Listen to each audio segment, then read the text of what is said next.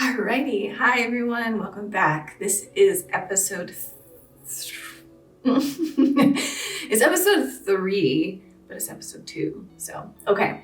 This is called Frontrunners, and we're still continuing the Onderon arc, and I'm ready to jump into this. I'm ready to see how they get their city back, which I don't think they'll get it back within this arc. Maybe they'll get it back at some point.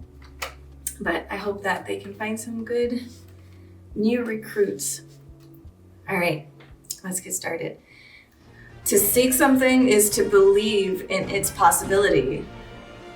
It's cold. And here's him. Oh, really? Oh.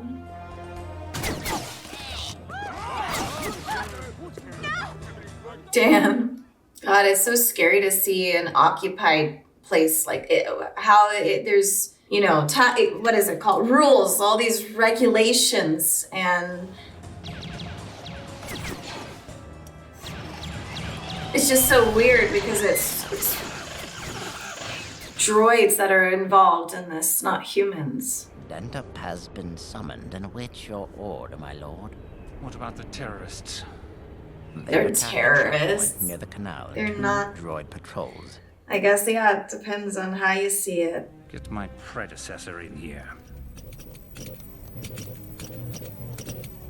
Sport guy. You surprise me. Engaging with extremists is beneath you. Why do you think it's him? I only want freedom for my people. Your supporters are responsible for terrorist acts against the kingdom. He's put his photos up everywhere. What you're up against is simply the will of the people. Right. It's up to the king to embrace, bend, or break it. Stop the attacks. It is you that must end the attacks by ending the droid occupation. Your success will not go unnoticed. I agree, but we need to be mindful of public perception. The people were fearful, Master. Yeah. Indeed. Judging from the reactions I saw today, I'm afraid they will mistake your intentions. Yeah. We need to do more damage. A few dozen broken down droids will do little. No, but you can't just do that. I don't understand. Why are they afraid? They're afraid we're not strong enough to win. They don't have the same perspective as you. Perhaps if we hit something big, give a show of Something strength, big. they will overcome their fear and join us. Well, it's Do you also have something in mind? maybe there's propaganda explaining that they're terrorists, so they're just gonna view them as that anyways. We will share the developments with the Jedi Council. Ahsoka will remain here as an advisor. Are you up for it, Snips? Or would you like to return to Coruscant? I want to stay. Good. We shall continue to provide supplies and credits, but they must learn to operate on their own. Yes, Master. Remember your purpose. Thank you, Anakin. That was sweet. We hit that, the entire grid falls. If we take out this facility, it will knock out the power grid. And then it will only be a matter of time until the droid army is brought to a standstill. Those droids should have all the intel we need stored up in those tin cans of theirs, right? They should. Then I'll get us one.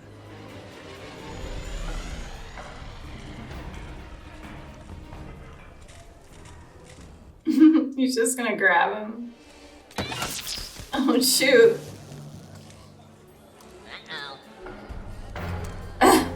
Sentries at every access point, inside and out.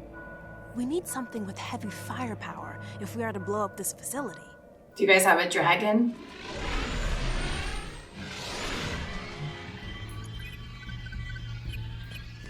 Oh, shoot. It's gonna blow up, but there's people. We attack this patrol, and hopefully they will call on a tank for backup.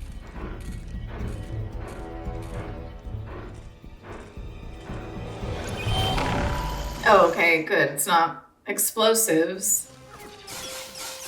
Whoa. Oh, damn. Oh my goodness.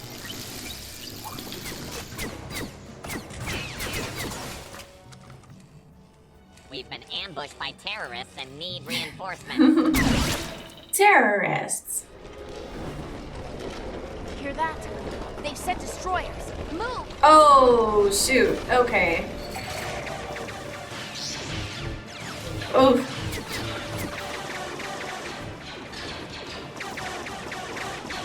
We're not gonna last unless we take out those destroyers. We have to get behind them.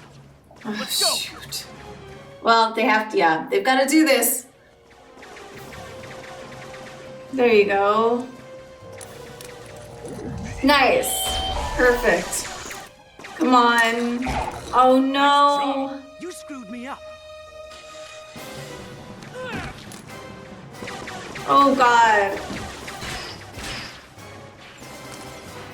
Oh, my God. Oh, shoot. That was crazy. She got so close. Oh, they did bring in the tank. There's our tank.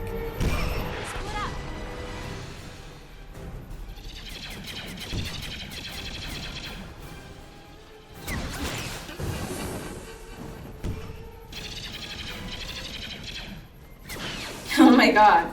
Oh, that did nothing. Just the one shot.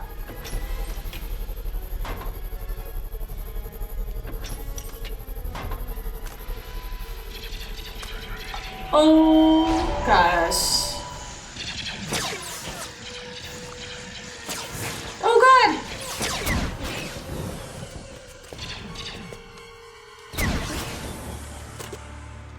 god. Okay, good. Oh my god, I was like, maybe Lex died. Do you know what you're doing? Yeah, I know what I'm doing. You boys having a problem? No, no problem. You gotta be honest here. You can't just... Get out of the tank, hotshot. It's a woman's touch. Fine, be my guest. We need to get to that power generator before they realize this tank's gone missing. I was gonna do that. Uh-huh, sure. You have to make sure I'm not getting all blurred out. We're almost in position. Ready when you are, Steela.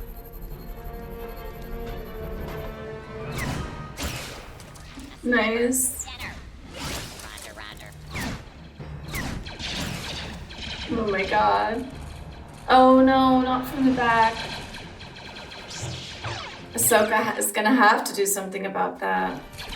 Look, we have reinforcements. Hey, you're not a droid. Get down from there.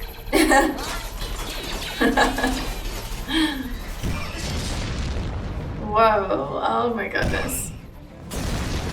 Oh wow, there's like so, oh my god. Oh, these guys. Oh no, they've never practiced with these guys. Fire the gun! The gun is recharging! Oh shoot. Oh god.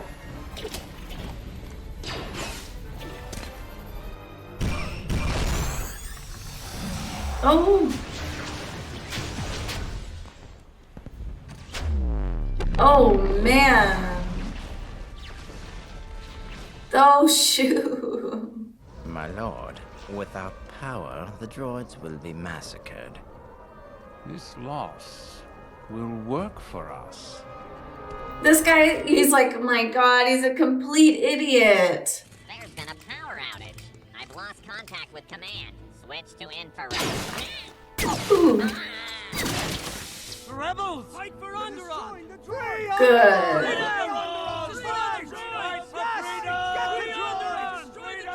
That's good. It's a long night that they've got ahead of them now.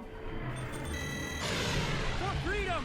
For Onderon! Nice. Good.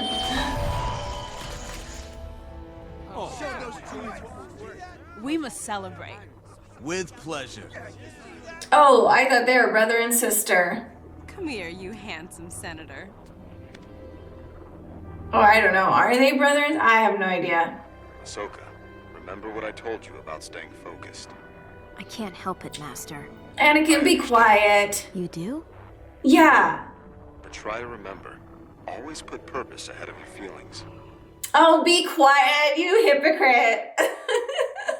Now you must rally the people. You will need their support.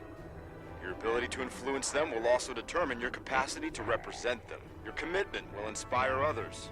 Your conviction will lead to victory. You will need a leader for them to rally behind. Well, that's going to be the hard one to figure out. Your droids have become ineffective against the mounting rebel attacks.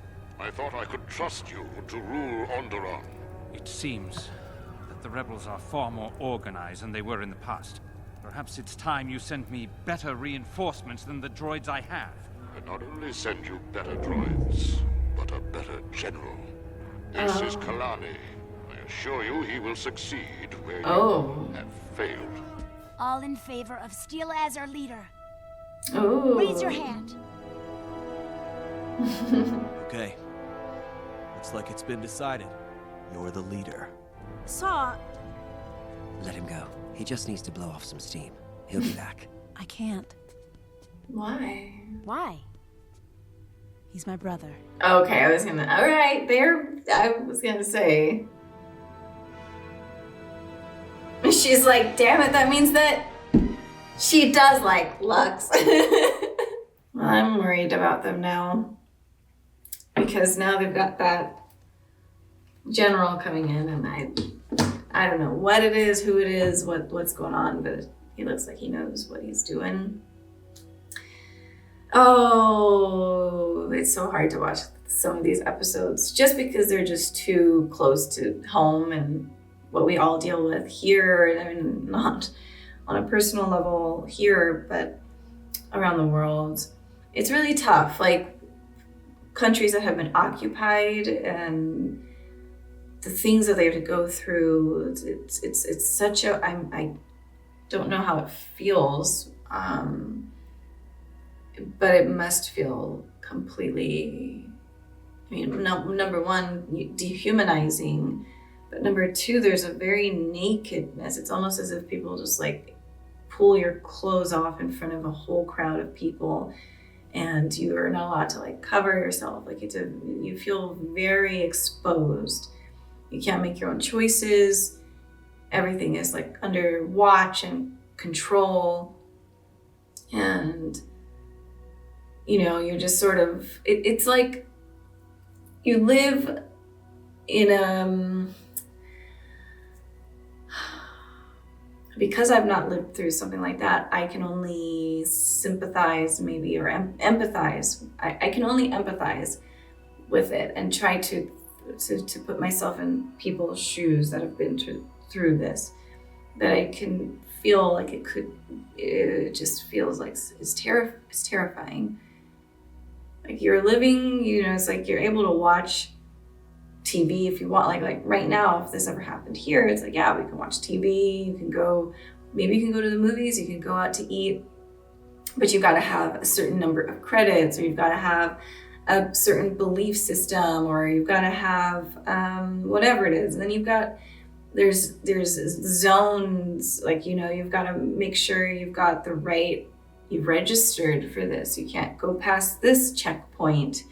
And in Star Wars, it really shows what happens with the occupations and all over the world. And when the Separatists do take over, and like all the checkpoint zones, we see that in Kenobi very clearly, and it's just scary. It's scary. You kind of don't know who's who you can trust. And yeah, I think it's just interesting to have this, I guess, in a time like right now, like in Onderon right now, like people could still come and go, but they had to go through certain, it's not as simple as it used to be where they could just get up and go. They've gotta probably go online or go do something and go and sign up for things, and you've got to have a certain amount of something to pass these checkpoints. But still people were living pretty comfortably. It seems like they're, you know, and people don't necessarily want to rebel if they're getting enough food, they're getting the water, they're sheltered, and they have their ale, they have their drinks, they have all this kind of fun. if you have all of that, why would you rebel? It's like, okay, we have a different, we're occupied, but it's not that bad. Some people wouldn't want to lose that because they don't want to feel uncomfortable. But the people, the rebels who are doing this, like they're putting themselves in harm's way to do the right thing. Like it's for the right cause. And it's very uncomfortable to be in their position. They've got to be on edge all the time. They've got to physically be prepared. They've got to be active. They have to be mentally strong and make sure that their circle, that their inner circle is trusted and that they know each other and they can rely on one another. And hopefully the majority of the people in Onderon, which we did see, like a lot of people were very happy that they were doing that. And they're like, oh shoot, they can take this over. Maybe we can figure this out. If they could do so much with just a few people, maybe I can join now, or maybe my family can join, my friends. So it's cool to see that. But I can imagine that there's going to be some people, they may not show it, there's going to be some people who are like, I'm very comfortable. Do not disturb my comfort. I hate you rebels. You guys are terrorists. Even though they're like the same people. They're all from Onderon. So it's interesting what comfort can make you do. I talked about fear being malleable, but I wonder if we should talk about comfort. Like, I'm very comfortable right now. I'm like right in my blankets inside my home, and I've had struggles and hardships throughout my life, 100%. And the last few years have been very interesting and difficult, and even so, it would be different if I was like, my comforts were taken from me. I don't know. I wouldn't want that. Like, I wouldn't want it. But if it comes down to it, like if we needed our comforts to be taken away for us to be stronger or whatever it is, like it's just one of those thoughts. Like, could we do that? I mean, some people don't have a damn choice. Like it happens because there's a war going on. There's a famine going on. There's a natural disaster that happens. So you don't even have a choice because now you don't have electricity. You don't have access to food. You're blocked off. Or you've lost your job. You're disabled and now you can't work. And then you realize like, oh shoot, this is how a lot of people are living in the world.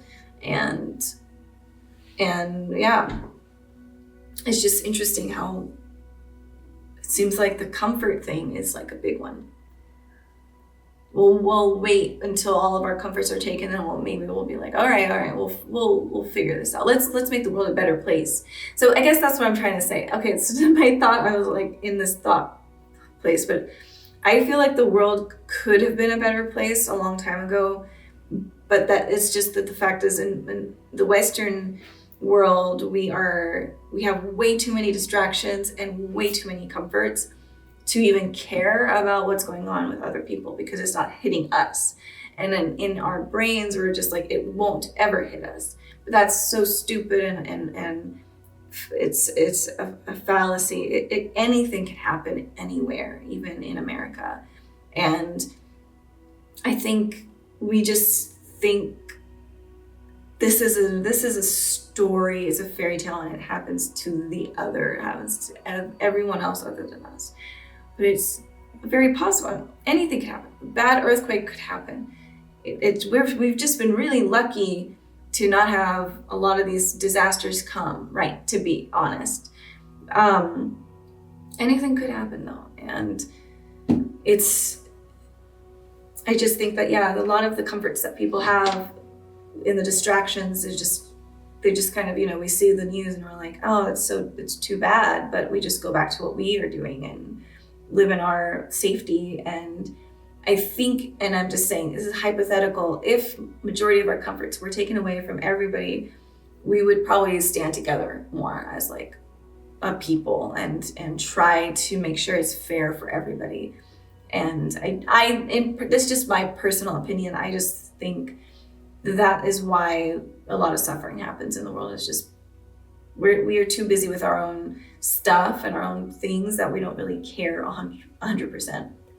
Unless you start suffering, then you start to really get it, and you're like, oh, okay, now I see how it is. And then you're like, there should be a change. There needs to be a change. Oh my God. And you don't know that until you're in that position. You'll never know until you've actually walked a mile in another man's shoes. You will never, ever, ever, ever get it until you go through that thing.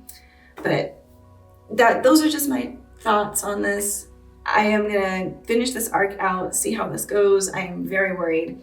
I think Stila or her brother, one of them they're gonna die for sure. Something's gonna happen. So it's gonna be sad, but I just have that feeling. But I'm gonna jump into the next episode. I will see you guys there. Let me know your thoughts too on this comfort versus fear, and kind of what helps, what could help the world. Because when we see it right now, it's on fire. There's a lot of people who are struggling in our own in our own country in America. And if you're watching from other parts of the world, I'm speaking directly as an American.